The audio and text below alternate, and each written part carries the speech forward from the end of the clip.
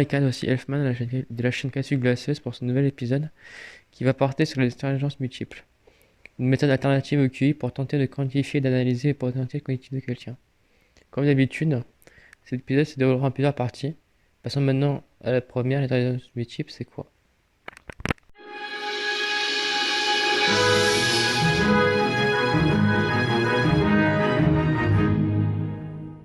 La théorie des intelligences multiples, proposée par Howard Gardner en 1983 et complétée en 1993, stipule qu'il existe plusieurs types d'intelligence. Et il en existe 8 précisément.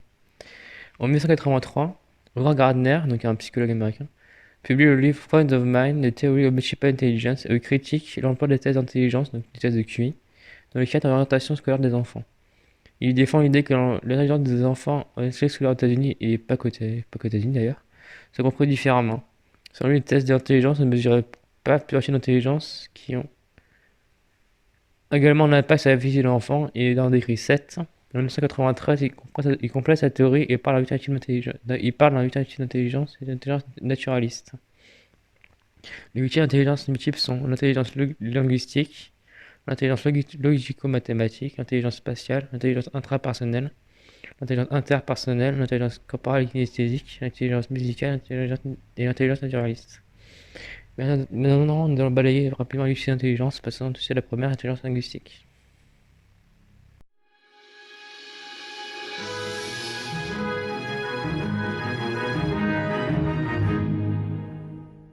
L'intelligence linguistique est définie par Gartner comme la capacité à utiliser et à comprendre les mots dans les nuances de sens. Elle est développée chez les personnes ayant un profil littéraire, les écrivains, les poètes, les orateurs, les hommes politiques, les publicitaires, les journalistes, etc. Elle concerne l'entrée des stimuli linguistiques, donc soit l'écoute, soit la lecture, et la production des langages, donc soit la parole, soit l'écriture.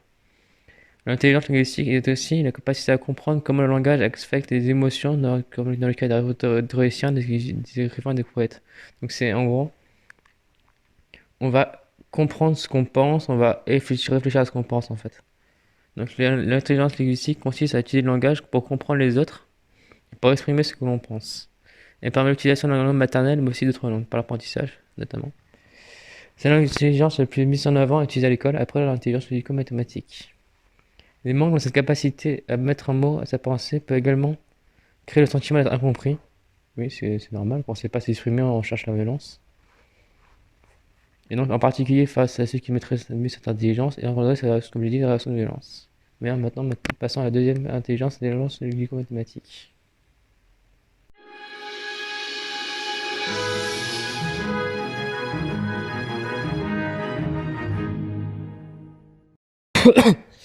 Donc, c'est la capacité à raisonner, à calculer, à tenir un raisonnement logique, à ordonner le monde, à compter. Donc, c'est tout ce qui compte, les mathématiques, la logique. Gardner souligne que mathematics involve more than logic, such as the capacity to entertain long chain of logical revelations expressed in symbolic form. Donc les mathématiques ne font pas appel seulement à la logique, mais également à la capacité de manipuler de longues chaînes de relations logiques exprimées sous les formes symboliques. Oui, bah notamment les formes mathématiques, oui, qui sont exprimées sous forme de suites logiques. Oui. Les personnes qui ont une intelligence logico-mathématique analysent les causes et conséquences d'un phénomène d'une action, peuvent catégoriser et ordonner les objets. L'intelligence logico-mathématique, et selon Warner, bah oui, particulièrement utilisée dans les sciences d'affaires encore en médecine. Et c'est, comme j'ai dit, l'intelligence qui est le plus développée à l'école, notamment par les sciences, par les mathématiques. Ce n'est pas si développé, on a du mal à organiser des tâches complexes, à donner un ordre de priorité, une succession d'actes, à comprendre le sens d'une démarche scientifique, à comprendre la signification de phénomènes, à démonter un appareil processus pour comprendre les parties, à utiliser le recommandement déductif, ça servait d'appareil chronologique comme ordinateur. Donc en gros, bah, si on l'a pas, on est incapable de vivre, j'ai envie de dire.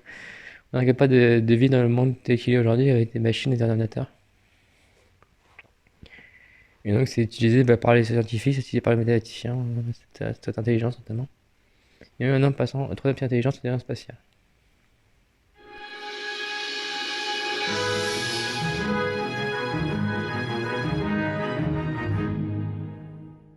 Spatiale est la capacité de trouver son chemin dans un environnement donné et d'établir les relations entre les objets dans l'espace.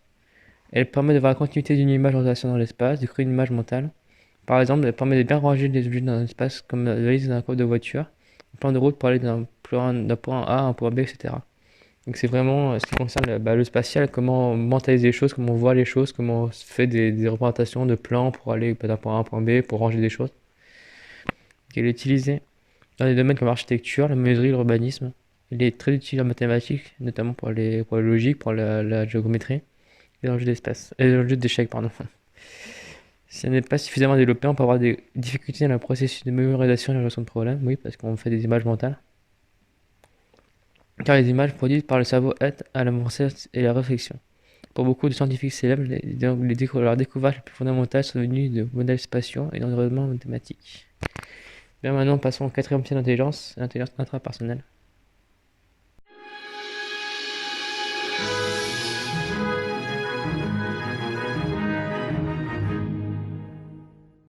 Donc, l'intelligence intrapersonnelle permet de se former une représentation de soi précise et fidèle et d'utiliser l'implication dans la vie. Donc, c'est en gros, est-ce qu'on est capable de se voir tel qu'on est, entre guillemets, tel qu'on pense qu'on est. C'est ici le champ de représentation des images et celui du langage.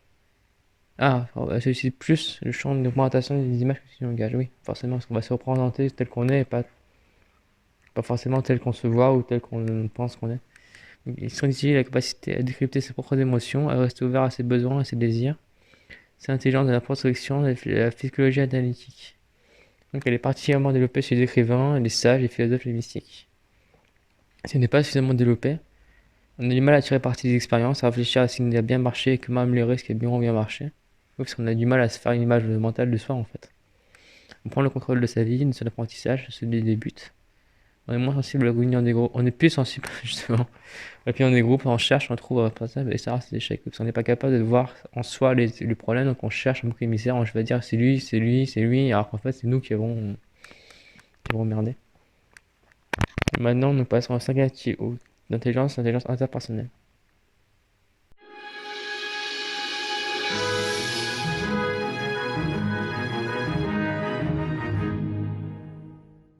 L'intelligence interpersonnelle est la capacité de comprendre les autres et de communiquer avec eux. Elle permet à l'individu d'agir et de réagir avec les autres de façon correcte et adaptée. Elle amène à constater les différences et les nuances de tempérament, de caractère, de motifs et d'actions entre les personnes. Elle permet l'empathie, la coopération et la tolérance. Elle permet de détecter les intentions de quelqu'un sans qu'elles soient avouées. Cette intelligence permet de résoudre les problèmes liés à une relation avec les autres. Elle permet de comprendre et de générer des solutions valables pour les aider. Oui, donc c'est vraiment tout ce qui est l'empathie, comment on voit les autres, comment on réagit avec les autres, comment on sent les autres en fait. C'est vraiment ça l'intelligence interpersonnelle. Et c'est vraiment une intelligence qui est très utile parce que comme on va voir, si on l'a pas, on s'enferme en fait, on devient entre guillemets autiste et on se coupe du monde.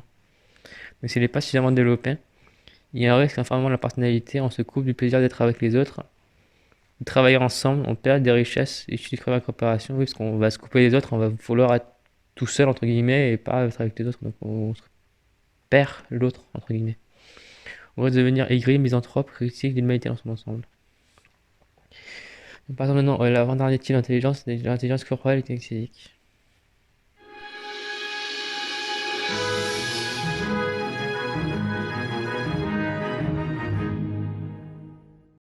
Donc le sixième type d'intelligence, c'est pas le, non le septième. Donc c'est l'intelligence corporelle et kinesthésique, donc c'est l'intelligence qui permet de contrôler le corps, donc d'utiliser le contrôle fin des mouvements du corps dans les activités comme le sport ou les danses. Elle permet aussi d'utiliser son corps pour exprimer une idée, un sentiment, relié à une activité physique donnée. Gardner a clarifié dans sa publication ultérieure que à son livre de Frames of Mind, si je dis pas de bêtises, c'est oui, The Frames of Mind. Oui. Donc Gardner a clarifié que l'intelligence corporelle kinesthésique est celle qui se développe à force d'en savoir partie et d'expertise. Oui, parce que c'est pas inné d'utiliser le corps. On apprend par les expériences, on apprend par le sport, par les danses, par comment on bouge dans l'espace, comment on utilise l'espace en fait. Elle est particulièrement utilisée donc, par la formation de danseurs, d'athlètes, de chirurgiens d'artisans. Et si elle n'est pas suffisamment développée, l'adulte comme l'enfant risque de développer une gêne de leur corps, de ressentir leur corps comme une gêne dans de nombreuses circonstances de la vie courante. Parce qu'on va pas capable d'utiliser le corps, on va pas capable de se déplacer dans une foule, se déplacer dans un endroit compact, et donc du coup on va être gêné au quotidien en fait.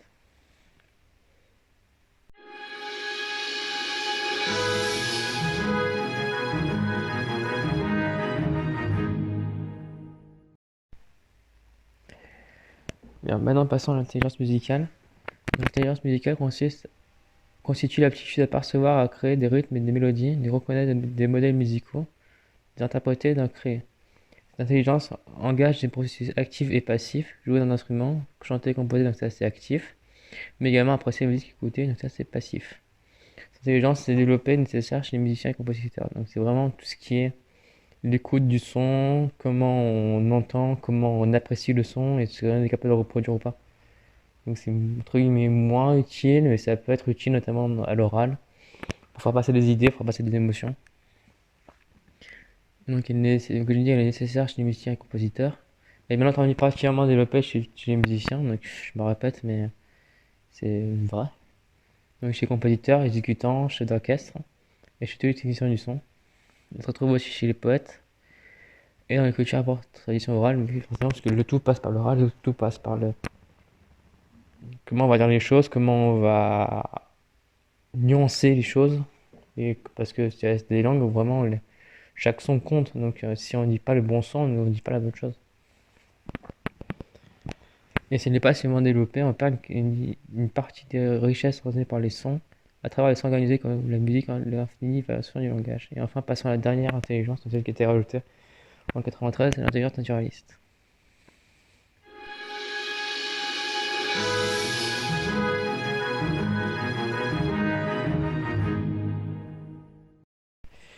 Dix ans après la publication de son premier ouvrage sur l'intelligence multiple, Gartner ajoute donc en 93 une nouvelle intelligence à son modèle, l'intelligence naturaliste. L'intelligence naturaliste qui permet de classer les objets et les identifier en catégories. C'est très cité chez les géologistes, botanistes, archéologues, et Darwin. C'est l'intelligence qui permet de sensible à ce qui est vivant et de comprendre l'environnement dans lequel l'homme évolue. C'est la capacité d'apprécier, de reconnaître et de classer la faune, la flore, le monde minéral. Cette capacité s'exprime aussi à l'extension à l'univers culturel qui permet d'interpréter.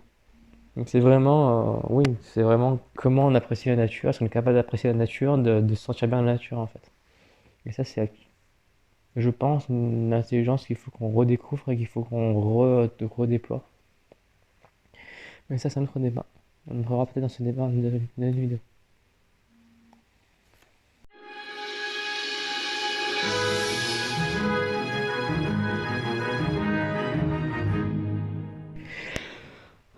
Bien, une fois n'est pas coutume, nous allons passer à une petite rubrique sur le chat. Donc c'est l'intelligence du chat. Donc pendant longtemps, on a cru que l'intelligence était réservée à l'homme et certains pensent que l'intelligence est encore réservée qu'à l'homme. Alors qu'il suffit de voir les animaux dans la nature, mais ça c'est encore le débat. Donc tu disais, les chats étaient programmés à la naissance pour adopter certains comportements. Mais des études récentes ont démontré que le contraire, le chat observe, raisonne et mémorise. Donc dans les années 50, des études comportementales ont démontré que les animaux étaient capables de résoudre des problèmes alimentaires. Donc c'est pas des problèmes de logique, mais c'est des problèmes comment chercher la nourriture, comment gratter pour récupérer un objet, comment se comporter dans un labyrinthe, ce genre de choses. L'intelligence se fonde sur trois capacités du cerveau. Donc il y a d'abord la facilité à résoudre des problèmes.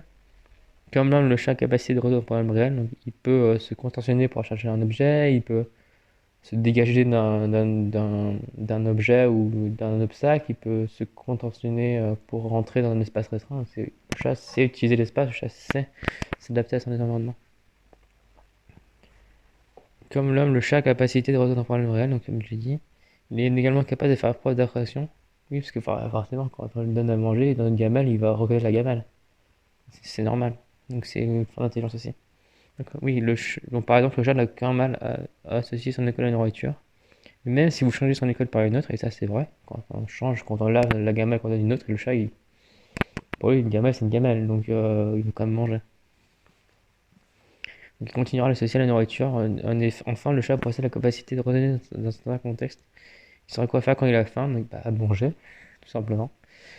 Ou miauler pour qu'on donne la nourriture. Et quand il a envie de jouer, bah, il va chercher des jouets, il va chercher à voir son maître pour jouer avec lui.